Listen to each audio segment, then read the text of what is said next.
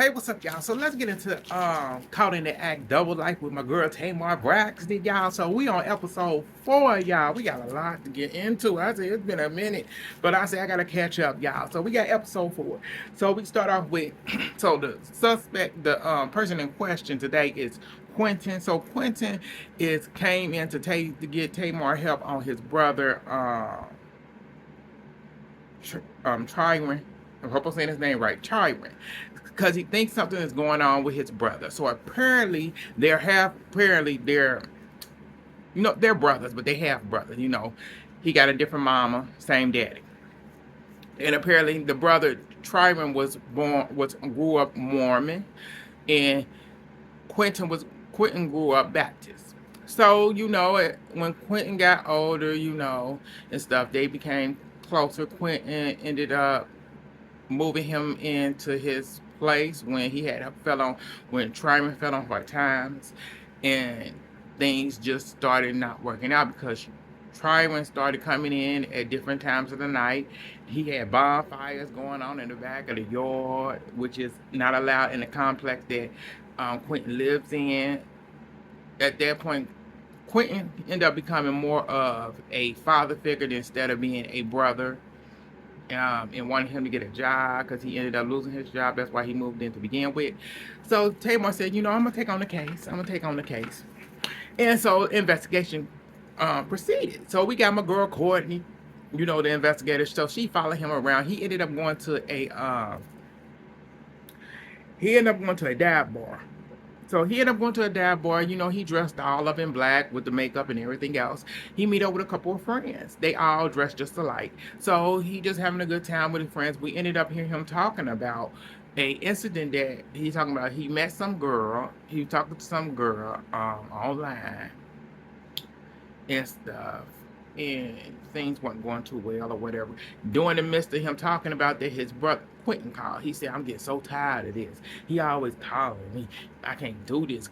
So at this point, Tyrant is really not feeling his brother, and he's tired of his brother nagging and this and that. But he owed his brother some money. So apparently, side note, I forgot to tell you. So while Quentin was there, Quentin gave his brother $1,500. The $1,500 was to take care of his sick mother, because he said he was back on hard times and trying to send money to his mom, and his brother went, okay, I'm gonna help you out. So he sent the money. So there was one more thing I did forget. So the brother ended up running into a mutual friend or family member that asked him that Tryron's mom been trying to get in contact with him and haven't been able to get a hold of him. So, Quentin was questioning like, oh, so where my money? Because your mama looking for you, and you said your mama was sick. Your mama's sick, and she needed you sending her money, but you felt you couldn't send her none. So he sent her that $1,500. That's a little sad note. So we found out that. So my girl Courtney ended up taking the information and sending it to the cyber team. Sending it to Chris, telling Chris about him spending time with some girl and everything. And as he was on the social media, he was just looking through the stuff. He ended up looking on his social media online account and looking at this website called RVA group. Something came up. It came up. He was just looking at stuff online. He think that he was talking to some lady and think that from online site. The online site was some kind of, I want to say kind of gothic kind of thing, but I'm not really sure. But that's little information he found out then. So the next day, as my girl Courtney is still following him, she followed him on. He leave his house. She followed him on his way to a casket store. And she trying to figure out why the hell he going to casket store. Wait a minute, he in a casket store. Maybe his ill mama, it done got worse or whatever. She don't know. She just, I'm thinking maybe he worked there because, he don't live with his brother anymore. So he had to get out here and make it how he live. But we don't know. So we move past that. So we end up finding out that, so when that happened, they end up getting contact with Chris. I said, so Chris, the cyber team, so he ended up looking into Trevon's, Trevon, Trevon, Trev, Teran, that's his name. Teran's digital transactions, and start going through the transactions, seeing who he was sending money to and whatever, and come to find out he was sending $77 a month to the group called RVA. And yeah, it was a multiple transaction. So Chris ended up still. So after that, my girl Courtney ended up still following him. She followed him to a plaza. So he went to this plaza where there was a meat store. So he goes into the meat store, and he ended up buying something. He ended up getting the man at the meat counter gave him something. Wasn't sure what it was, but he got something and some container. And so, it was a little suspicious. We couldn't find out what it was right then and there. So Chris ended up going and looking into the information of that group with Tamar. So he ended up looking into the information of the group. And baby, when they pulled that name up, it was like, oh, this is a company in California. When they looked it up, they were shocked at what came up. Because they went to the website, and when the website came up, they both were shocked. I said, baby, what is this? What is this? What is this? But we keep going. So back at the Doubles headquarters, Tamar didn't brought in the coach she got, and brought Quentin back in, and she started to show Quentin the evidence of what they found from day 1, day 2. During day 2, from day 1 showed he ended up seeing what went down when his brother met up with the friends and everything, and then what happened there when he called. Then they moved on to day 2 when he went to the casket. The brother was like, I don't know what that's about, but they ended up showing the rest of the other day. They showed when he went to the meat market, and showed they had extra footage of the man, the brother of the guy behind the meat counter getting the blood, the meat blood, and putting it in the container. So Quentin was so disgusted. Quentin was, oh my god, I can't believe this. Oh my god, oh, this is just nasty. This, I don't understand this. What's going on? Also, they told him about the RVA group. They did his transaction, your brother's transaction, and found out that there's an RVA group. And when they looked up the name, they also showed him a picture of what it was. It's a group. It's a vampire group. They worship, vampires. They into that type of thing. That's why he was buying blood and stuff like that. And then as they also ended up showing as the investigation continued, as Courtney continued to investigate, as she was following him, you seen him, they had got the androids, them little androids that you helicopter things that you fly. I forget what they call. Got them android, whatever it is. Got them and took it into the sky to see into the backyard, and think that he did a ritual where he actually drank the animal blood that he bought that day. And the brothers, Quentin started freaking out. Quentin went, oh, no, I gotta go. So the coach got him to come back to the table. He was like,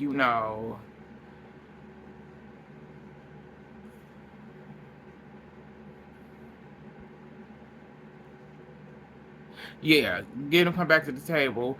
Quentin sitting there. Quentin started going, and I can't believe. I can't believe. Why couldn't he talk to me about this? That's demonic. He could have came to the church and got help, and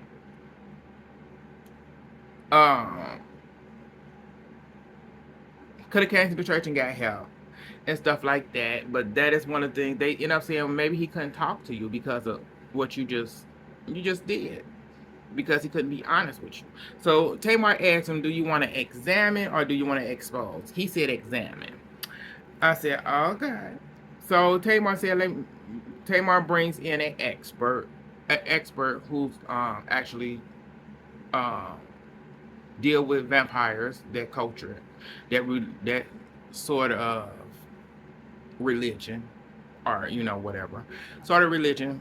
Um, and he ended up explaining. He brought him in, and the man, they did webcam.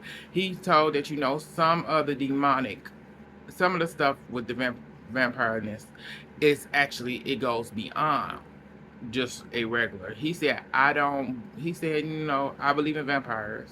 I don't do the. He said, I don't drink the blood or anything like that. I just, it's something that I believe in. I believe in that. Most likely, he said. But he said, as he looked at the footage and stuff, he said your brother is going down a dark road that he may not be able to get back from. And he said, some people actually do in this culture, they actually do, the rituals. They do drinking blood. They do, they gotta live by having sex, sex. They do that, and he went. It get darker than that. He said, but what he saw was that your brother is going down a road that he may not be. Um, he may be forced to go down that dark road, but he went, yeah, what you can do about this situation is be there for him. That's all you can do, is be there for him. And that was the one thing. So they ended up going to the brother house, Tehran house. And when they got there, Tehran, what's going on? What's going on? What's this? What's this? And Tamar got him to let her in. And that's when everything else went down, y'all. I said, baby. I said, him and his brother started going. It's Tamar trying to explain what's going on. Him and his brother started going at it, back and forth. He said, like, you treat me this certain way. He mostly treated him like a child. And he said, you're not there for me. He went, and the money that you've been giving me, this is what I've been spending it on and stuff. And that he went, this is demonic. And they going back and forth to the point where he ended up doing a hiss and showing his fangs. And Tamar said, I'm the only pussycat in here. But so the coach trying to get everybody calm down and readjust. I said, at that point, Tehran ended up leaving the room. He went into another room. In the other room, there was the casket, blood, everything set up. And it was like, oh my. So all of them went into there to see what was going on. And he told his brother, he told Quentin, ain't this what you wanted, right? So he ended up, drinking the blood and all that stuff. And, he said that's demonic and this, that. But they ended up getting them split up. The coach talked to Quentin. Tamar talked to Tehran. And Tehran ended up explaining that, he grew up Mormon.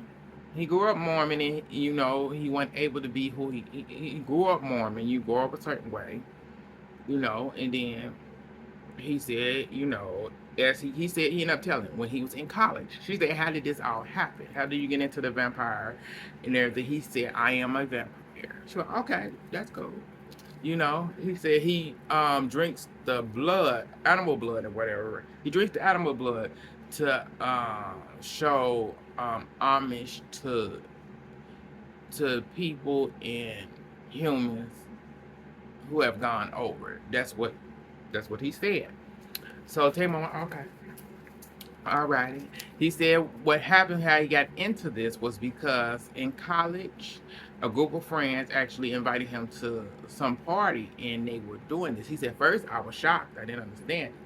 He said it was offing, but he said once we was in there and I synced it all happened, I felt a weight that was over me just come off.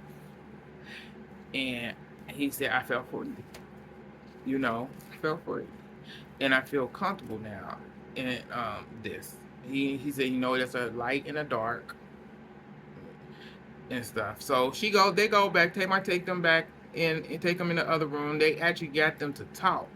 The brothers and them actually, he opened up to his brother. They both opened up to each other. He said, Trevor said, like, you treated me like, he said, you told me this, coming here, come and live with you was a safe space. I was able to be myself. But when you dictated everything, everything. I came from being a Mormon to this because you try to put your belief, you being Baptist on me. I was trying to help you. I was trying to guide you. I was trying to give you guidance and teach you something else. I said, when I was listening to it, I said, you was doing exactly what he came from. He was in a cycle of an ongoing cycle. I left one place, came here thinking I'm free to express myself and learn who I am. But you trying to change who I am. You became a parent. He ended up telling his brother, he's a vampire. Quentin said, I don't get it. I learned. You're my brother, and we can work on our relationship. So they hugged and everything. So 3 months later, she talked to Quentin. Quentin said that they're actually doing better. He said his brother tried to get him to come to one of the events for it, so that he said, I'm just not there yet. I'm not ready for that and stuff like that, But he asked him, what about telling her? She said, what about telling the family? He said, no, I'm gonna let him do that when he ready to do that. But I'll be there if he need me to be there. And stuff like that. I said, okay. But to me, I feel like Quentin doesn't accept his brother. That's what I got. I got that Quentin does not accept his brother for who he is. It's like, this is who he is. This is he free to be in this vampire religion, and that's what it is. And you can't accept that. I said, a lot of people have different religions. You may not accept it, but you may not like it, but it's like they want you to understand it. It's like it's like going to see it don't mean you going to a ritual doesn't mean anything to me. It's like, because your faith is your faith. That can never be broken. That can never be disturbed or anything, because you know what you have. Your brother just wants you to see what his religion is to him. But if he ever does go, it's like you're going there to just see what your brother what it's about for him. That's it. But y'all let me know how y'all feel about it. This was episode double life episode 4. I said, baby, I said, girl, Tamar, you a mess. But I love it, girl. But that's all I got for y'all. It's your boy Paul. Thank y'all for tuning in. Like, share, subscribe, join the channel, and watch it all the way through, y'all, and like it up. Bye, y'all.